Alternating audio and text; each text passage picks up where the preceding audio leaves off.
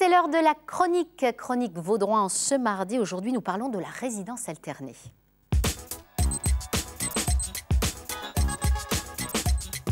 Et c'est Anne-Lise Bloch, avocate spécialiste en droit de la famille et de la succession, qui sera avec nous une fois par mois pour nous éclairer sur nos droits quant à tout ce qui touche à la famille. Alors ce matin, la résidence alternée, sujet souvent à débat. Quels sont les critères pour l'obtenir ? En fait, le critère principal, c'est l'intérêt de l'enfant. On va abandonner, même s'il est très fort, le ressenti des parents l'un vis-à-vis de l'autre quand la séparation ne se passe pas bien.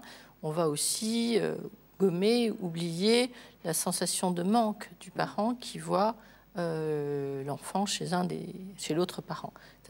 Cela dit, la condition sine qua non quand même, c'est d'habiter, que les parents habitent pas très loin les uns des autres. Après, effectivement, avoir vu si l'enfant était mieux en résidence alternée qu'en résidence attribuée à l'un, on va vérifier si les conditions matérielles existent.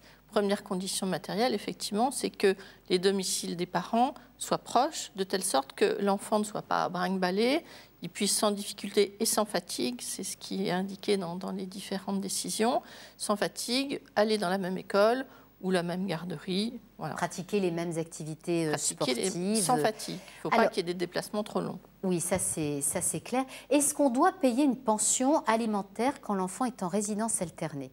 Alors, on ne doit pas. C'est une des modalités qui peuvent exister. Dans un cas unique, c'est quand il y a une disparité de revenus entre, par exemple, le père et la mère. Souvent, c'est au détriment de la femme qui gagnera moins.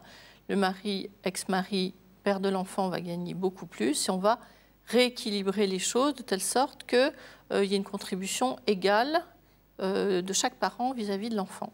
Alors, Maître Bloch, un amendement prévoit de faire de la résidence alternée un principe. Qu'est-ce que ça voudrait dire juridiquement parlant ? Ça deviendra obligatoire ? Écoutez, je souris parce que c'est le énième amendement, ça va dans tous les sens.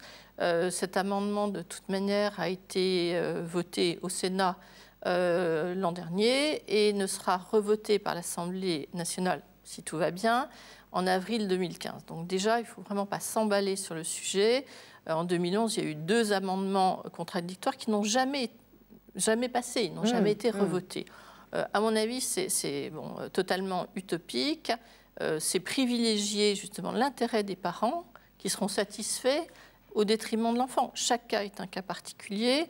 Le magistrat a toute possibilité de statuer avec intelligence et finesse au vu du dossier qui lui est soumis et ériger ça en condition... En principe. Enfin, à mon avis, c'est tout à fait stupide. Je doute que ça passe parce que la plupart des psychiatres aussi sont réservés sur l'avantage d'une résidence alternée pour les enfants petits.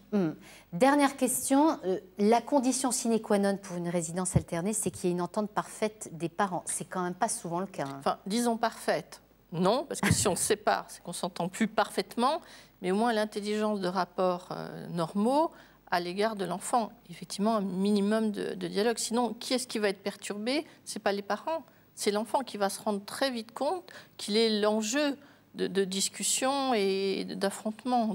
Et il ne doit pas être pris à partie dans tout cela, absolument, évidemment. Il doit être épargné. Et la jurisprudence vise précisément l'entendre. Merci beaucoup, Maître Bloch, d'avoir été avec nous ce matin sur un sujet qui mériterait évidemment, on l'a bien compris, beaucoup plus de temps. On a bien compris que chaque cas est effectivement bien particulier. Lorraine Matin se poursuit.